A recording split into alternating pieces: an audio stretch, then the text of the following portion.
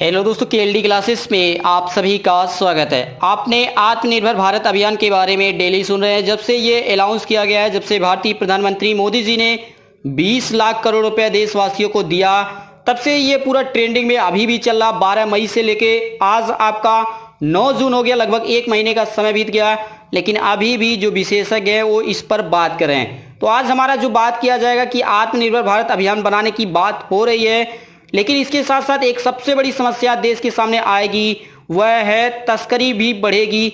तो ऐसे में दोनों एक साथ चल पाएगा या नहीं, कहां पे नुकसान होगा, क्या आत्मनिर्भर भारत अभियान बनना भारत के लिए आसान होगा या कठिन होगा, इन सभी के बारे में हम कुछ सेक्टरों के एग्जाम्पल लेके बात करेंगे। जैसे बताया गया कि लॉकडाउन तो देश में खत्म हो चुका, पूरी तरह से खत्म हो चुका, लेकिन पूरी तरह से अगर छूट की बात की जाए तो 8 जून से सभी नागरिकों को मिले। लेकिन सबसे बड़ा प्रश्न ये है कि क्या देश आत्मनिर्भर भारत अभियान बनेगा या तस्करी भारत अभियान बनेगा। शुरू में मैंने इसलिए प्रश्न ले लिया कि जिससे आपको भी समझ में आएगा कि आगे टॉपिक क्या बात किया जाएगा। उदारीकरण के बाद अर्थात 1991 के आर्थिक सुधारों के बाद देश में तरक्की की रफ्तार तेज हुई और इस पर कोई विवाद नहीं है, मगर इस तरक्की का फायदा किसे मिला, इस पर जरूर लगातार विवाद बनता रहा। सबसे बड़ा सवाल यही उठता है कि क्या गरीबी मिटाने में या आर्थिक विषमताओं को कम करने में सुधारों ने योगदान दिया। जो समय समय पर योजनाएं लाई जाती हैं, हर सरकारों का एक मकसद होता है कि जो समस्याएं होती है जैसे गरीबी को दूर करना और ऐसी और समस्याएं जिससे सभी को फायदा मिले, लोगों को रोजगार मिले, लेकिन क्या उसका सही से फायदा मिल पाता है या नहीं, क्या देश में गरीबी खत्म हुई। इन सवालों का जवाब देने में तो सुधारों के बड़े बड़े विशेषज्ञ को भी नजरें चुरानी ही पड़ेंगी। जैसे इंदिरा गांधी जी के द्वारा गरीबी हटाओ मिशन का इस तरह से योजना लाया गया था, उसकी अपार सफलता के आज लगभग 50 साल भी हो चुके हैं, क्योंकि ये जो गरीबी हटाओ नारा लगाया गया था ये 1971 में लाया गया था। लेकिन आज देश में कितनी गरीबी खत्म हुई और कितनी बढ़ी है ये सभी को पता है। इसी तरह से जब मोदी सरकार आई तो उनका एक नया योजना या स्लोगन आया कि सबका साथ सबका विकास। उसी फिल्म का एक ब्लॉकबस्टर रीमेक जरूर देखने को मिला, जैसे गरीबी हटाओ 1971 के इलेक्शन में सबसे फेमस नारा था। आर्थिक सुधारों या बाजार के खुल जाने से एक चीज पूरी तरह से गायब हो गई थी, वह है स्मगलिंग अर्थात तस्करी। नशीली दवाओं या चरमपंथियों के हथियारों की तस्करी तो बंद नहीं हुई, लेकिन प्रतिदिन के इस्तेमाल की गई वस्तुएं जैसे इलेक्ट्रॉनिक्स और खास तौर पर सोने, जेवरात और परफ्यूम जैसी वस्तुओं की तस्करी के तो शटर डाउन ही हो चुके थे। बात स्पष्ट है कि जब सब कुछ सीधे रास्ते से लाया जा सकता है, उसी दाम पर बेचा जा सकता है, तो मामूली टैक्स या ड्यूटी चुकाने के स्थान पर चोर रास्ते से आने का जोखिम क्यों उठाएंगे। लेकिन इन दिनों में आशंका बढ़ रही है कि कहीं फिर तस्करी का धंधा तेज तो नहीं हो जाएगा, लॉकडाउन के पहले जैसे होता रहा। और इसके साथ सवाल तो ये भी बनता है कि क्या फिर ऐसे हालात बनेंगे जिसमें ईमानदारी से टैक्स चुकाकर सामान खरीदने वाले व्यक्ति लोग नुकसान में रहेंगे और तस्करों के हाथों से वही सामान सस्ते दामों में खरीदने वाले पड़ोसी उन्हें मुंह चिढ़ाते दिखेंगे। जैसे आप देखते होंगे कि कोई भी बाइक हो, कोई भी आप मोबाइल लेते हैं, वही मोबाइल आप 20,000 का लेते हैं, आप जाके टैक्स चुका कर देते हैं, सारे नियम कानून से लेते हैं, लेकिन वही आपका पड़ोसी उसी मोबाइल को जो आपने 20,000 का लिया था वो 15,000 में लाता है, एकदम वही सेट रहता है। तो आप एक बार सोचते हैं कि ऐसा कहाँ से हो गया या किसके माध्यम से हो गया, हमारा तो 5,000 का घाटा हो गया। आप पूछ सकते हैं कि अचानक ये तस्करी का सवाल कहां से उठा दिया आपने। तो आप सभी ध्यान दीजिएगा कि भारत के सबसे तेज तर्रार उद्योगपतियों के संगठन CII confederation of Indian industry के वार्षिक सम्मेलन में स्वयं भारतीय प्रधानमंत्री मोदी जी ने कहा और इस बात पर जोर दिया कि चमड़ा, जूते चप्पल और फर्नीचर के साथ ही AC अर्थात एयर कंडीशनर के उत्पादन में भारत को आत्मनिर्भर होने की जरूरत है। इन्होंने यह भी गिनाया कि अभी देश में AC के कुल जरूरत का 30% हिस्सा दूसरे देशों से भारत को मंगाना पड़ता है, जिसे रोकना बहुत ही जरूरी है अगर हम भारत को आत्मनिर्भर भारत बनाना चाहते हैं। या जो मेक इन इंडिया प्रोजेक्ट है भारत सरकार का 2014 से ही चला आ रहा है। जानकारी तो ये भी मिल रही है कि उद्योग मंत्रालय के अधिकारी 10 ऐसे सेक्टरों पर काम में लगे हैं जिनमें आयात जो हम इंपोर्ट करते हैं उसको कम करके 2014 का प्रोजेक्ट मेक इन इंडिया या 2020 का आत्मनिर्भर भारत अभियान पर फोकस किया जाएगा। तो इसमें से जो 10 सेक्टर के बारे में हम बात तो नहीं करेंगे, लेकिन कुछ सेक्टरों के नाम बता दे रहे हैं जिसमें भारत सरकार का फोकस है कि इस पर अधिक से अधिक ध्यान दिया जाए। जैसे पहला आपका कैपिटल गुड्स, दूसरा है मशीनरी, तीसरा फार्मा, चौथा सेलफोन, पांचवा नंबर इलेक्ट्रॉनिक्स है, इसी तरह से ज्वेलरी है और टेक्सटाइल, और इसके साथ ही एसी को भी शामिल किया गया है कि इस पर भारत देश को आत्मनिर्भर बनाना ही बनाना है। भारत सरकार भारत को आत्मनिर्भर बनाने के लिए कुछ कदम उठाई है, उनके बारे में बात किया जाए तो पहला सेक्टर जैसे एग्जांपल लेके बात किया है, जैसे सेल फोन जो होता है आप यूज करते हैं, जिसे आप मोबाइल फोन भी कह सकते हैं। मोबाइल फोन बनाने का जिक्र तो खूब हो रहा है देश में इस समय, लेकिन पिछले वर्ष के बजट में सेल फोन के अंदर लगने वाला जो पीसीबी होता है, पीसीबी वह चीज होता है जिसपे आपके सारे पार्ट उस पे कनेक्ट होते हैं। जैसे मोबाइल में आप उसको कभी भी ओपन करिएगा तो उसमें जो एक पतला सा प्लास्टिक का बना होता है, पीसीबी पर ड्यूटी 10% से बढ़ाकर 20%, और जो चार्जर यूज करते हैं मोबाइल का जो चार्जर होता है उस पर इंपोर्ट ड्यूटी जो 15% लगता था उससे बढ़ाकर 20% कर दिया गया। इस पर जब सवाल खड़ा हुआ तो सरकार ने कहा कि इन चीजों के भारत पे बनने को बढ़ावा दिया जाएगा, इसलिए ऐसा किया जा रहा है, इसलिए जो इंपोर्ट ड्यूटी है उसको बढ़ाया जा रहा। India brand equity foundation IBEF के सर्वे के अनुसार भारत आज चीन के बाद दूसरा सबसे बड़ा मोबाइल फोन उत्पादक वाला देश है। आज भारत में चीन की तुलना में लगभग 5 गुना तेजी से इस सेक्टर में काम हो रहा है, और आने वाले समय में भारत चीन को भी पछाड़ देगा मोबाइल फोन के प्रोडक्शन में। एक सर्वे के अनुसार भारत में प्रति 3 महीने में 3 करोड़ मोबाइल फोन बेचे जाते हैं। इस सर्वे को ध्यान रखिएगा कि 3 महीने में 3 करोड़ मोबाइल फोन बेचे जाते हैं, इससे कम कभी भी नहीं, इससे ऊपर ही जाता है। यह एक औसतन डाटा है, और इसी प्रकार बताया गया है कि आने वाले 2021 में भारत में 140 करोड़ मोबाइल फोन यूजर होंगे। अब दूसरे सेक्टर के बारे में बात किया जाए तो दूसरा सेक्टर है ज्वेलरी की बात की जाए। सरकार ने पिछले वर्ष सोने पर आयात शुल्क 10% से बढ़ाकर 12.5% कर दिया था। इसके बाद इस पर सरचार्ज जोड़ दिया जाए तो ड्यूटी लगभग 15% से ऊपर चला जाता है, अर्थात चोर रास्ते में सोना लाना फिर आकर्षक होने लगा। कई विशेषज्ञों के अनुसार यह आशंका लगाई गई है कि इससे सोने की तस्करी में फिर से तेजी आएगी, जैसा लॉकडाउन के पहले भारत देश में होता था या अन्य देशों में भी होता है। हीरे और जवाहरात का कारोबार करने वाली संस्था GJEPC ने तो गणित जोड़कर बताया कि हीरे जवाहरात पर ड्यूटी 5% से बढ़ाकर 7.5% होने के बाद पिछले वर्ष डायमंड ज्वेलरी का निर्यात 10% से डाउन हो गया, और इसके साथ ही हीरे की पॉलिश के ऑर्डर में भी बहुत ही ज्यादा प्रभाव पड़ा था। सोने के बारे में तो कई विशेषज्ञ यह भी कह रहे हैं कि इस पर ड्यूटी बढ़ाना सीधे सीधे तस्करी का रास्ता खोलना है। जैसे इन्होंने एक डाटा प्रोवाइड किया जिसके माध्यम से कुछ बातें और क्लियर हो जाएंगी। जैसे मैं उस डाटा को आपको भी दिखा दे रहा हूं, जिससे आप भी इस ग्राफ को समझिएगा कि कैसे जो विशेषज्ञ हैं वो सरकार को बता रहे हैं कि अगर आप ये जो इंपोर्ट ड्यूटी है अगर बढ़ाते हैं तो इससे तस्करी के जो रास्ते हैं वो और अधिक खुल जाएंगे।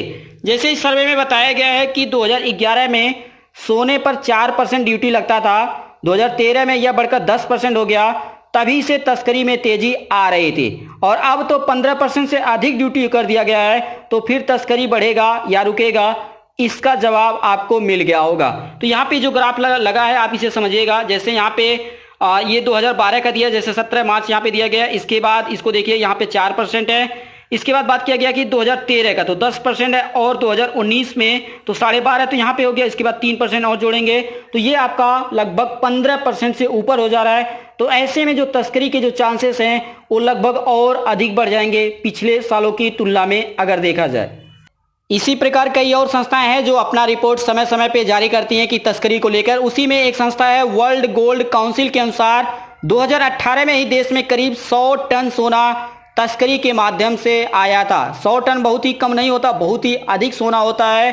प्रधानमंत्री की आर्थिक सलाहकार परिषद में शामिल विशेषज्ञ नीलेश शाह लंबे समय से सोने के बेहतर इस्तेमाल और ऐसे तरीके अपनाने का सुझाव देते रहे हैं जिससे सोने का बेवजह आयात कम हो सके और देश में उसके स्वर्ण भंडार का फायदा लोगों को मिल सके। हर देश में हर सेक्टर का अपना अपना योगदान होता है। उसी तरह से हम देखेंगे यहाँ पे कि सोना हीरे का भारत में योगदान कितना है, जो जेवरात की बात की जाती है, क्योंकि कुछ ऐसे सेक्टर हैं भारत में होते हैं या पूरे दुनिया में ऐसे होते हैं जिससे सरकार को कभी घाटा नहीं होता, जैसे मेडिकल सेक्टर हो गया। उसके साथ साथ आपका जो ये ज्वेलरी सेक्टर हो गया, देखिए इस समय कुछ भी लोग नहीं खरीद रहे होंगे लेकिन सोना जरूर खरीद रहे होंगे, हीरा जवाहरात जरूर खरीदा जाता है। तो ऐसे में ये कितना महत्वपूर्ण होगा भारत की अर्थव्यवस्था के लिए। हीरे जवाहरात भारतीय अर्थव्यवस्था में महत्वपूर्ण भूमिका निभाते हैं और निभाते आ रहे हैं और आगे भी ऐसा निभाते रहेंगे। देश के कुल जीडीपी का लगभग 7% और भारत के कुल व्यापारिक निर्यात का 15% योगदान होता है इन हीरे जवाहरात का, और करीब 50 लाख लोगों को भारत में रोजगार देता है ये अकेले सेक्टर। और अभी जो 50 लाख लोगों को रोजगार दिया गया है, आने वाले 2022 में टारगेट रखा गया है कि इसे 50 लाख से बढ़ाकर 90 लाख लोगों को इस सेक्टर में रोजगार दिया जाएगा। सबसे तेजी से बढ़ते क्षेत्रों में से एक यह बेहद निर्यात उन्मुख और श्रम क्षेत्र है। भारत देश को वैश्विक आभूषण बाजार का केंद्र माना जाता है क्योंकि लागत कम व अधिक कुशल कारीगर की मात्रा भारत देश में सबसे अधिक है।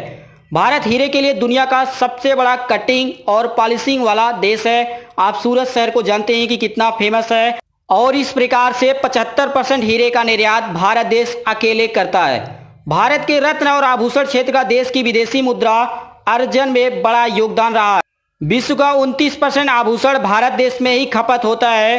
भारत में प्रतिवर्ष 1000 टन सोने की खपत होती है और भारत देश को ही दुनिया में सोने की सबसे बड़ी तस्करी हब के रूप में जानते हैं। कनाडा के मुख्यालय वाले संगठन ने एक बयान में कहा कि संघर्ष और मानवाधिकारों के हनन के कारण अफ्रीका और दक्षिण अमेरिका में सोना मुख्यतः भारत के माध्यम से कानूनी अंतर्राष्ट्रीय बाजारों में प्रवेश कर रहा है। और इसी तरह एक रिपोर्ट में भी कहा गया था कि दुनिया का 1/3 सोना भारत देश से ही होकर गुजरता है, जो तस्करी के 3 प्राथमिक कारणों की पहचान करता है। ये 3 कौन कौन से हैं? जैसे पहला बताया गया है कि टैक्स ब्रेक, दूसरा है फर्जी मूल दस्तावेज, और तीसरा पॉइंट बताया गया कि सहयोगी दल, कोई ना कोई लोग होते हैं बड़े से बड़े बिजनेसमैन, जिनके माध्यम से इतनी बड़ी तस्करी प्रति वर्ष की जाती है। भारत देश को आत्मनिर्भर भारत अभियान बनाने और तस्करी से मुक्त करने के लिए कुछ विशेषज्ञों की अहम राय है, जिसके बारे में यहाँ पे अब चर्चा किया जाएगा। वार्षिक बजट 2020 और 21 के सेशन के पहले तक यह डिमांड हो रही थी कि सोने पर इंपोर्ट ड्यूटी घटाकर 4% कर दिया जाए। इसी तरह एप्पल जैसे महंगे सेलफोन बनाने वाले भी डिमांड कर रहे थे कि महंगे फोन पर जो इस समय 20% ड्यूटी लगती है, उसे अधिकतम 4000 रुपए तक सीमित कर दिया जाए। अगर आप इसे एक एग्जाम्पल से समझे तो आपको समझ में आएगा कि एप्पल फोन के जो कंपनी के मेन हेड सीईओ, उन्होंने ऐसी बात क्यों कही।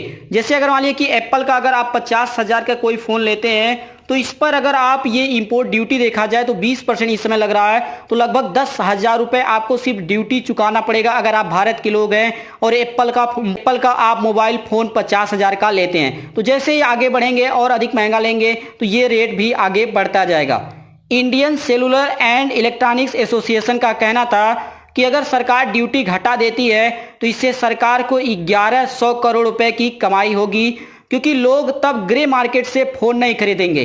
ग्रे मार्केट का मतलब होता है कि आप उसे तस्करी ही समझिए, कि जहां से सरकार को एक भी पैसा, इस तरह से जो आपका टैक्स होता है इसके माध्यम से एक भी पैसा नहीं मिलता है। इसी तरह की बातें सोने और जवाहरात के मामले में भी हैं। भारतीय व्यापारियों का कहना है कि अब बहुत से गहने और जवाहरात थाईलैंड जैसे उन देशों के रास्ते से आ रहे हैं जिनके साथ भारत सरकार ने समझौता कर रखा है। जो आसियान जो समूह है वहां पे भारत सरकार ने फ्री ट्रेड एग्रीमेंट कर रखा है, और इस कारण सरकार को कुछ नहीं मिलता और घरेलू कारोबारियों के लिए उससे मुकाबला भी मुश्किल हो रहा है, क्योंकि इंपोर्ट ड्यूटी देने के बाद वो इनसे रेट का मिलान नहीं कर सकते।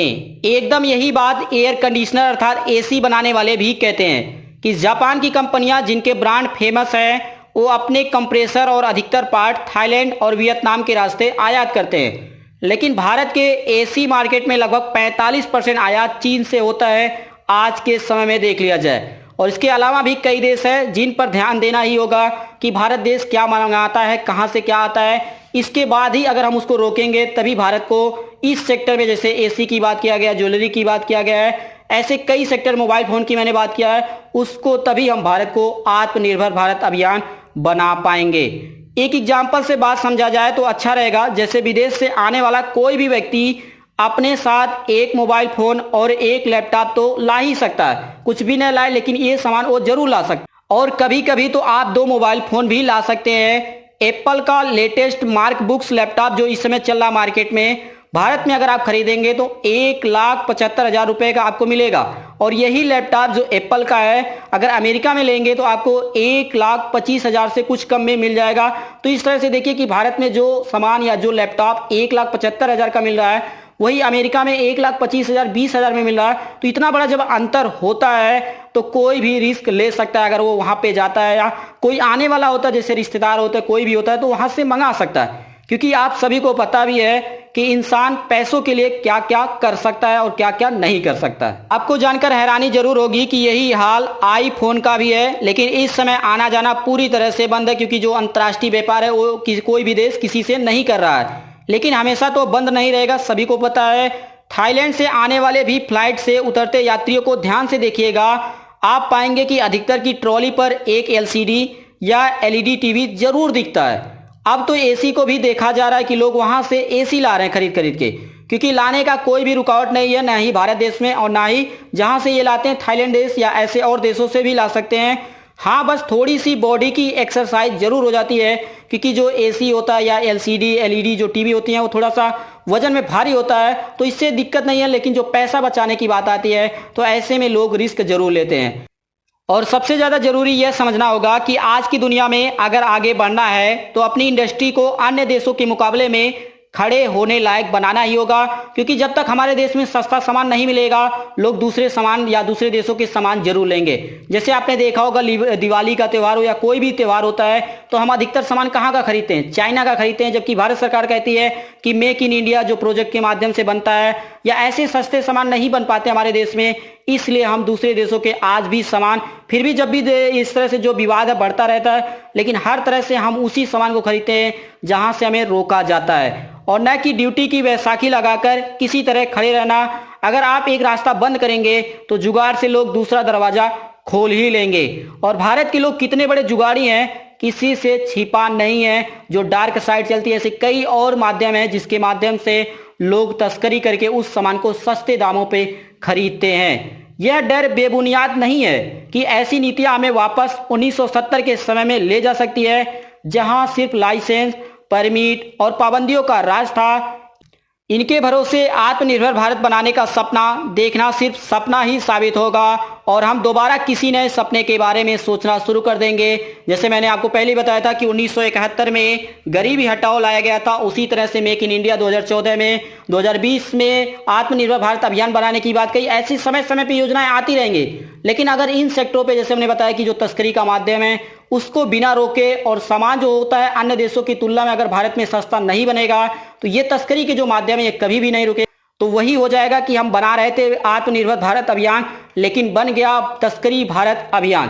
तो ऐसे में इसी प्रकार से बने रहिए। आपकी क्या राय है, आप भी इस वीडियो के नीचे कमेंट बॉक्स में बता सकते हैं। इसी प्रकार से बने रहिए नए नए लेटेस्ट इन्फॉर्मेशन पाने के लिए, और जल्दी आप सभी से मिलेंगे। इसी प्रकार से बने रहने के लिए आप सभी दोस्तों का KLD क्लासेस की ओर से धन्यवाद।